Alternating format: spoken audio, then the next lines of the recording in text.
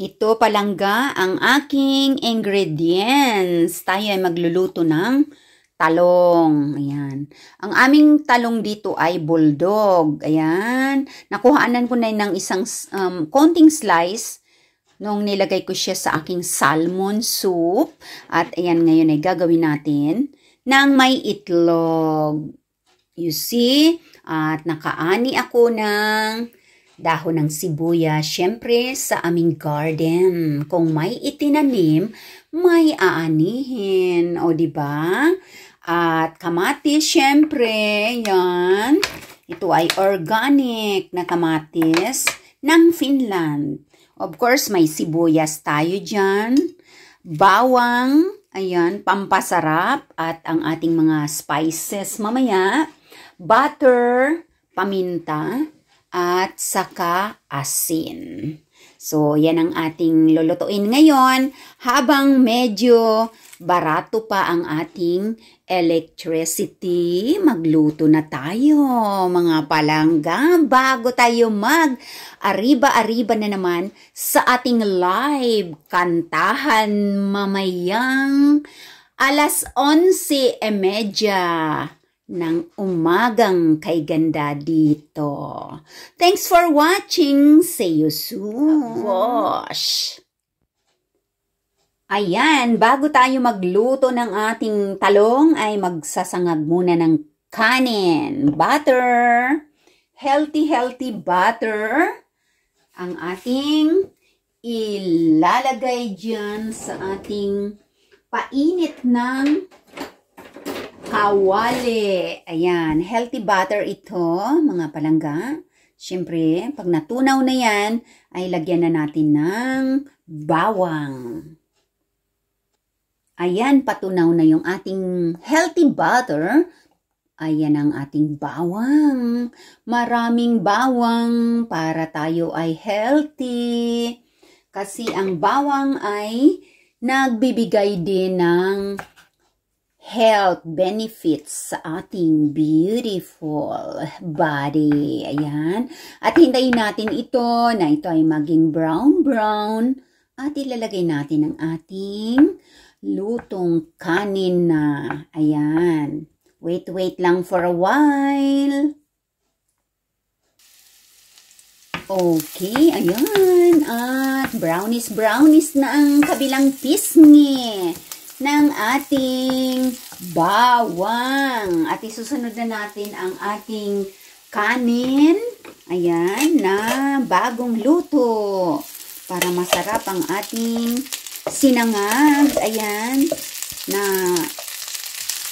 imamatch natin sa ating talong na may itlog. Ayan.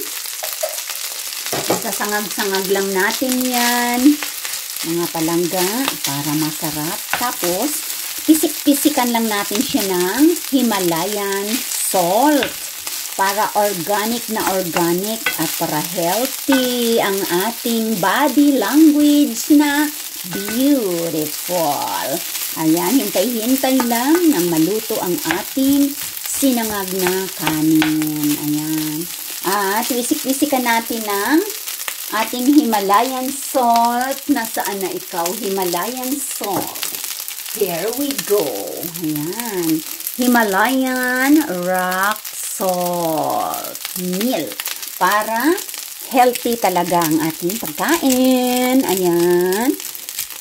Huwag masyadong marami dahil hindi naman maganda sa beautiful body natin ang maraming asin. Ayan, okay na yan. Okay na at birada lang natin yan para yan ay maluto na maya-maya lang at magluluto tayo ng talong. Malapit nang maluto ang ating sinangag na jasmine rice. Maraming bawang at lalagyan pa natin yan ng onion leaves sa kanyang taas para pampa-arty-arty. Okay, at ang bango-bango na ng ating sinangag. Ayan, at malapit na itong maluto.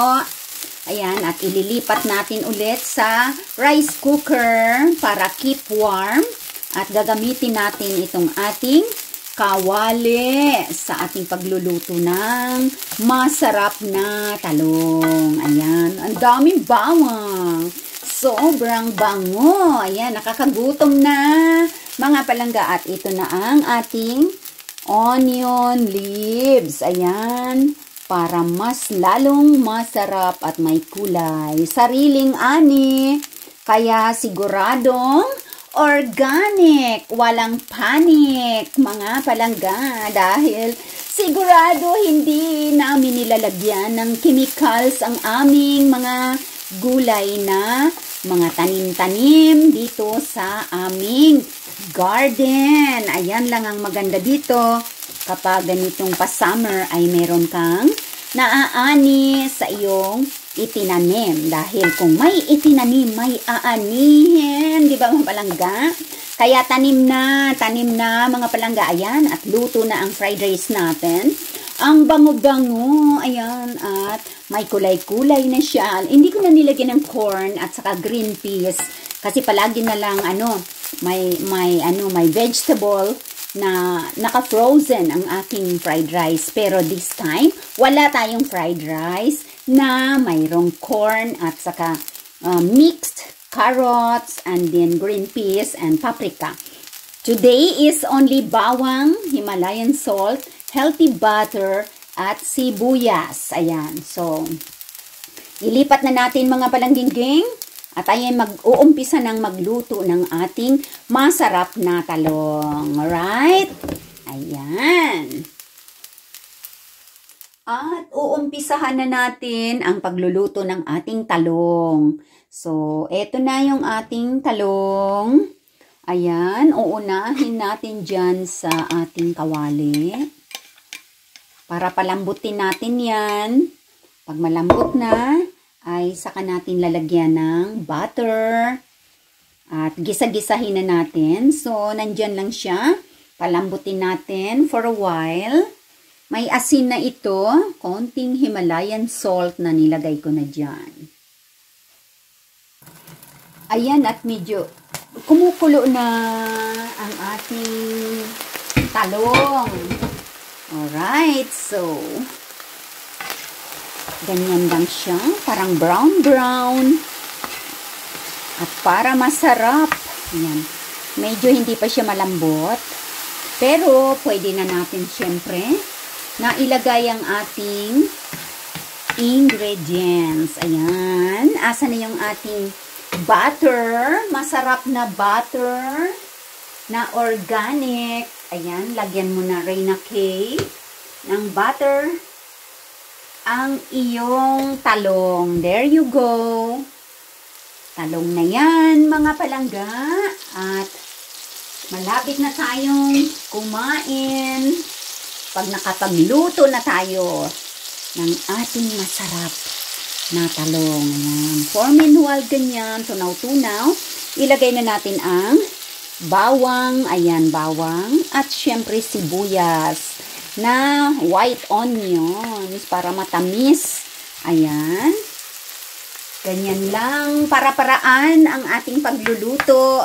Syempre, ng ating ulam para masarap, healthy, at syempre organic. Ayan, at ihalo na natin ang ating talong dyan para magkaroon na siya ng healthy butter. Oops, lumampas sa kawali.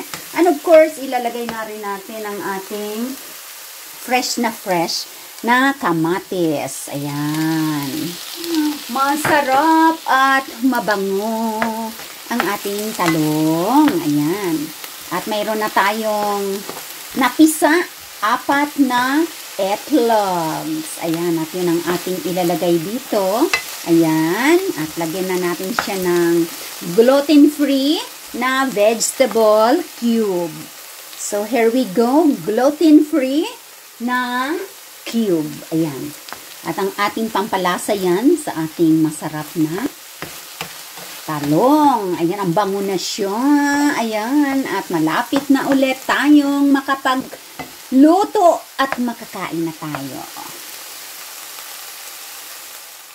Malambot na. Wow! Ayan. At ang bango-bango. Malambot na yung ating talong, bawang, at sibuyas, kamatis. Ayan. Konti na lang. Kanina nung hindi pa siya malambot, ang dami-dami, di ba? So, lalagyan na natin siya ng dahon ng sibuyas. Siyempre, para healthy. Lalo ang ating pagkain. At bago natin ilagay ang ating egglogs, ayan, ang bango, healthy na healthy ang ating talong. Ayan, luto ninyo mga palangga, ganito para masarap at naiiba naman. Ayan, so ipapatong lang natin ang ating itlogs. Ayan, mayroon na akong na basag na itlog, 4 na piraso. Ayan, at ilalagay na natin dyan. Kompleto ricados na ito. Ayan, at malapit na. Nakakagutom na ang ating fried rice ay ready na. Ayan, at nagwa-warm up na siya. Lalagay na natin ang ating 4 na itlog. Ayan, hindi ko na pinakita yung aking pag-crack at bati-bati ng ating betlog. Ayan. Masarap. O, ganito lang. Organic. At kailangan ay gluten-free ang ating niluluto dahil ang aking lalab dito ay gluten-free na lang ang pwedeng kainin. Ayan. Ilagay na muna natin doon. At syempre, tatakpan natin yan, mga palangga, para maluto ang ating itlog. Okay? Maya-maya lang yan. Luto na yan. Kumustahin natin. Alright. Ayan. Okay na ba? Pwede na bang ibaliktad ito? Ang tanong, mag-successful ba ako para mabaliktad ito? Or kailangan nating hatiin ng 4 na hati para mabaliktad natin. Here we go. Ayan, kasi malambot ang talong. Oh my God. Super delicious. Parang pizza. Ayan. Oh, 4 na hati. Ayan. At ibaliktad natin. Malapit na Hindi siya pwede kasi talong, mga palangga. Okay, by the way, ganyan na siya. Ayan, at ayusin na lang natin ang ating plating para maganda. O, diba, mga palangga? At ito na ang ating finished product ng ating talong at itlog. Okay, tikim-tikim na. Tikman natin kung tama lang yung kanyang ingredients dyan, yung spices. I mean, ayun. Oh, tikim-tikim sandali. Oh, mainit.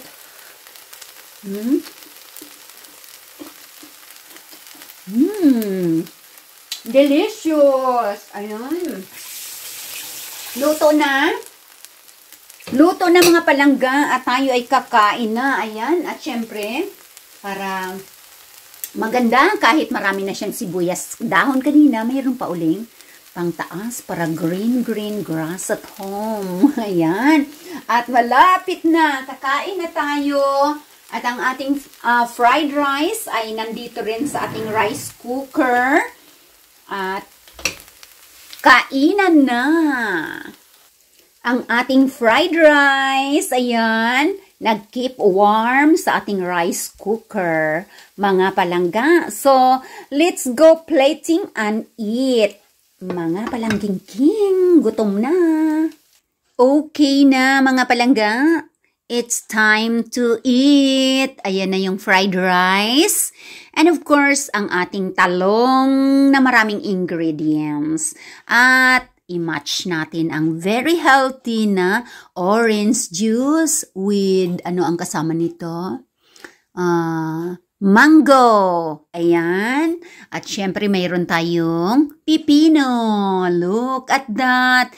And of course, slices ng kamatis. Pampakinis ng kutis ng mga nagdadalaga. At syempre, sa kutis ng mga makyuho. And ang ating panghimagas, matamis na orange at nalimutan ko yung name nito. Yan ay, sandali lang, ang pangalan nitong masarap na prutas na ito ay Paraguayo. Ayan, napakatamis and healthy. Galing sa Espanya. Ayan, panghimagas natin. Okay, let's come everybody and eat. Kakain na tayo ang ating masarap na talong sinangag na kanin, maraming bawang, may itlog. Ayan, so let's eat and bon appetit. Thanks for watching, baboos.